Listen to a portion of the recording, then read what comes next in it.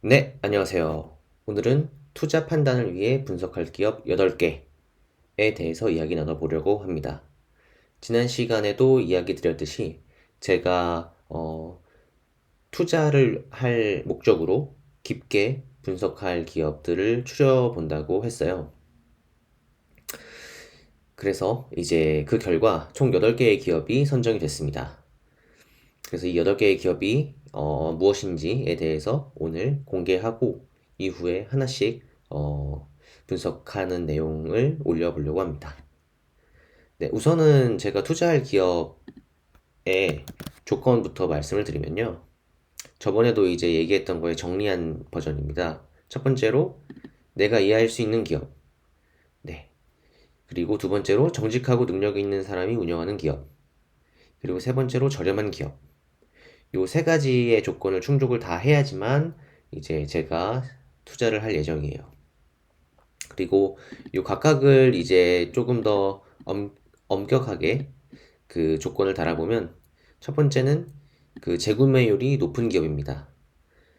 제가 이해할 수 있는 기업은 재구매율이 높은 기업들로 한정돼요. 모든 이제 재구매율이 높은 모든 기업들이 다 이제 제가 이해할 수 있다는 의미가 아니라 재구매율이 높지 않은 기업들은 제가 이해할 수가 없다라는 의미입니다. 그래서 일단은 재구매율이 높은 기업이어야 해요. 그래야 제가 이해할 수 있으니까. 그 재구매율이 높은 게 왜 제가 이해할 수 있느냐는 이전에 영상에서 한번 다룬 적이 있었습니다. 재구매율이 높으면 기본적으로 단골 손님이 이제 계속 쌓인다는 말이고, 그리고 단골 손님이 이제 두텁게 있다는 말이고, 그리고 그 단골 손님은 어, 이후에도 계속 소비할 확률이 굉장히 높다라고 말씀을 드렸죠. 그렇기 때문에 그걸 가지고 그 기업의 미래를 예측해 보는데 수익성을 예측해 보는데 도움이 많이 됩니다. 그래서 재구매율이 높은 기업으로 추렸고요. 그 다음으로는 이제 정직하고 능력 있는 사람이 운영하는 기업인데 이게 뭐냐면 능력이 있다는 거는 투자 수익률이 높다는 거겠죠. 회사가 벌어들이는 이익을 가지고 다른 곳에 투자를 해서 기존 사업에 투자를 하거나 아니면 새로운 기업을 인수하거나 뭐 다른 곳에 어쨌든 투자를 통해서 그 회사가 창출하는 현금의 양을 미래에 창출하는 현금의 양을 굉장히 높일 수 있는 게 필요하겠죠. 그래서 그걸 이제 투자 수익률이 높다라고 표현을 했고요. 그리고 두 번째로 현금을 포함해서 수익이 나지 않는 자산이 많지 않은 것. 요게 두 번째 조건입니다. 이게 뭐냐면, 어, 불필요하게 현금이나 이제 불필요하게 현금이 많거나 아니면은 실제로 수익에 도움이 되지 않는 자산임에도 불구하고 매각하거나 하지 않고 계속 보유하고 있는 것. 그런 것들이 많지 않아야 해요. 왜냐면 이런 것들은 사실 그 회사의 현금 창출 능력에 영향을 주는 부분이 아니기 때문에 이제 그때그때 주주들에게 환원을 해주는 게 적절하다고 생각을 합니다. 그게 이제 정직한 사람이겠죠. 경영자로서 이제 실제로 주주들의 이익을 최우선시 해야 되는데 그거에 대한 행동으로서 보여줄 수 있는 게 바로 이런 결정들이죠. 근데 그런 결정들을 하지 않았다면 현금이나 수익이 나지 않는 자산이 기업에 많이 쌓여 있을 겁니다. 그래서 그런 기업은 피하려고 해요. 그리고 세 번째로 저렴한 기업. 어, 일단 이 첫 번째 두 가지가 만족하더라도 너무 비싸면 사실 투자할 가치가 별로 없겠죠. 그렇기 때문에 저렴한 기업이라는 조건이 필요한데 이건 어떻게 할 수 있냐면 미래에 창출할 현금의 현재 가치 대비 시가총액이 낮은 거로 확인할 수 있습니다. 이 세 가지 기준에 이제 세부적인 내용까지 조건을 달아서 제가 투자할지 말지에 대해서 결정을 해보려고 하고요. 그거에 이제 맞을 만한 아직 제가 깊게 분석을 안 했기 때문에 이 각각의 기업들이 다 이 조건을 만족하는지는 확인이 안 됐어요. 하지만 제가 저번에 말씀드린 그 조건으로 좀 추려봤을 때 8가지 후보가 나왔고 제 생각에는 이 8가지 후보가 가장 지금 국내에 상장되어 있는 회사들 중에서는 이 세 가지를 만족할 확률이 가장 높은 후보 8개입니다. 첫 번째로 FNF라는 기업이에요. 이제 이제 이 기업에 대해서는 이제 아시는 분이 없을 수도 있는데, 필라라는 브랜드를 가지고 있는 기업이죠. 네, 그리고 바이오 플러스 요건 이제 바이오 관련된 기업이고요.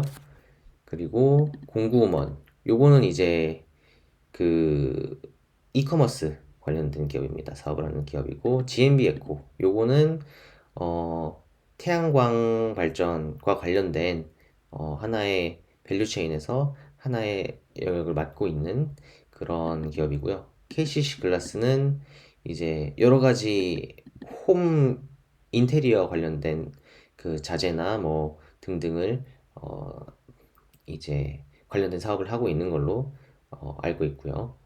그리고 자이 S&D 요거는 과거까지는 이제 그 집에 들어가는 여러 가지 그 홈 시스템 뭐 인터폰이나 이런 것들을 이제 설치하고 운영하고 판매하는 기업이다가 이제 중간에 기업을 또 인수했어요. 그래서 공장을 짓는 건설 공장을 이제 짓는 건설 관련된 사업을 인수했고 그리고 그런 공장들을 운영하는 서비스를 하는 기업도 있고 그리고 이제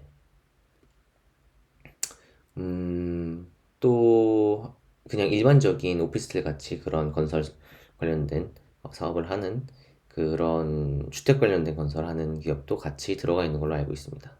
그리고 브랜드 엑스 코퍼레이션은 어 요거는 D2C라고 해서 이제 고객에게 중간에 소매점이나 이런 유통 과정을 거치지 않고 제조사가 직접 고객에게 파는 그런 비즈니스 모델을 갖고 있고 그리고 여러 가지 어, 기존의 제조사들을 인수를 해서 브랜드를 이제 입히고 그 브랜드 파워를 키워서 이제 다이렉트로 고객들한테 판매함으로써 기존의 제조사의 수익력을 극대화시키는 그런 사업을 하는 회사예요.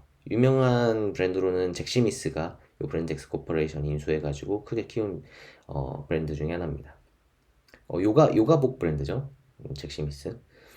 그리고 마지막으로 헥토 이노베이션. 요 기업은 소프트웨어 관련된 기업입니다. 그래서 요거는 제가 이 기업에 대해서 아마 기본 사전 지식이 굉장히 많아요. 요거에 대해서 이전에도 한번 좀 분석을 했던 적이 있어서 간단히 설명드리면 그 이제 보안과 관련된 통신사 부가 서비스를 이제 판매하는 사업을 하다가 그걸 통해서 나오는 현금을 가지고 새로운 소프트웨어 기업들을 많이 인수를 합니다. 그래서 그 기업을 키우고 하는 방식으로 운영되고 있고요. 지금은 이제 여러 가지 사업을 그래서 다 굉장히 다양한 사업을 하고 있어요.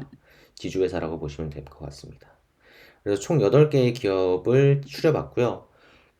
중간에 이제 탈락되는 기업들도 당연히 있을 거예요. 그렇기 때문에 그렇게 해서 살아남은 기업에 제가 최종적으로 투자를 고려해 보도록 하겠습니다. 그리고 이제 마지막으로 이렇게 후보를 왜 이제 얘네 8가지가 이 투자할 기업 조건에 맞을 확률이 높냐, 어떤 기준으로 이 확률이 높은 것들을 뽑았냐, 그 부분에 대해서 말씀을 드리고 영상 마무리하도록 하겠습니다. 이제 요 후보를 추린 기준은 기본적으로 PER이 현재 기준으로 PER이 20 미만인 것들만 추렸습니다. 20 미만으로 한 이유는 이제 아무리 성장성이 높다 하더라도 20이 넘어가는 기업 같은 경우에는 어, 확률이 좀 낮아져요. 실제로 이제 그 아무리 예측을 잘 했더라도 보수적으로 예측을 하더라도 그걸 달성하기가 굉장히 어렵기 때문에 PER이 높으면 그래서 PER 20 미만인 애들로 추렸고요. 특히 이제 왜 20으로 잡았냐 뭐 40이나 30이나 25나 이렇게 할 수도 있는데 왜 20으로 잡았냐 하면은 일반적으로 지금 현재 버크셔 해서웨이가 이제 투자하는 기업들 중에서 워렌 버핏이 담당하고 있을 것으로 투자를 담당하고 있을 것으로 판단되는 그런 기업들의 이제 PER이 보통 20대가 20 아무리 높아도 25가 넘지 않습니다. 그래서 그거보다 조금 더 낮게 잡았어요. 애플 같은 경우에도 20 초반대에 아마 최근에 새로 이제 추가 매수를 한 걸로 알고 있어요. 워렌 버핏이. 그래서 20까지는 그래도 제가 워렌 버핏도 그 정도 성장할 수 있을 만한 곳에 투자를 한 이력이 있기 때문에 20 정도까지도 제가 투자해 볼 만한 기업이 있을 것이다 라고 생각이 들어서 20으로 잡았습니다. 더 낮출 수도 있었죠. 그러면 이제 몇 가지 여기서는 몇 가지가 빠져요. 근데 저는 일단은 8가지 다 분석해 보려고 합니다. 그래서 20 미만으로 잡았고요. 그리고 두 번째로 순수익의 40% 이상을 배당과 자사주 매입에 사용한 이력이 존재를 하는 기업으로 추렸어요. 이건 뭐냐면 이런 현금을 포함해 수익이 나지 않는 자산이 많지 않은 거를 제가 바로 확인하기가 좀 어려워서 이런 식으로 배당과 자사주 매입 이력이 있는지로 요거를 이제 가늠해 볼 수 있잖아요. 그래서 요 기준으로 이제 추려봤고요. 그리고 마지막으로 가장 연매출 성장이 가장 작았을 때의 그 연매출 성장률 값이 15%를 초과하는 기업들만 추렸습니다. 지금 뭐 헥토 이노베이션 같은 경우에는 지금 제가 가지고 있는 9년치 매출 데이터가 있는데 이거 당연히 공시되어 있는 자료를 가지고 이제 제가 계산해 본 거예요. 근데 가장 적게 성장했었던 연도의 성장률이 15%였어요. 이거 조금 넘었어요. 그래서 이런 식으로 헥토 이노베이션을 기준으로 이제 제가 15%였는데 다른 애들은 이제 15%를 무조건 넘습니다. 다. 네.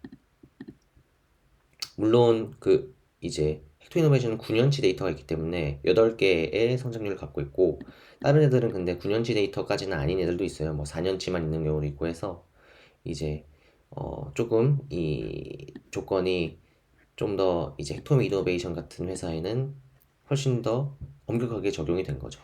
다른 애들은 이전에 4년치의 데이터밖에 없으니까 과거에 있던 이제 5년치에 대해서는 성장률이 15% 초과하지 못했던 해도 있을 텐데 있을 수도 있는데 그거에 대한 조건에서는 탈락하지 않게 된 거니까 조금 더 헥토 이노베이션에 엄격한 기준이 적용됐다고 보시면 되고 이제 이걸 기준으로 더 높은 것들만 뽑았습니다. 일부러.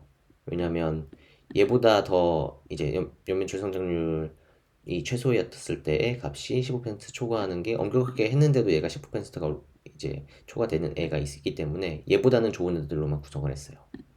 그래서 요 기준으로 후보를 추려봤습니다. 네.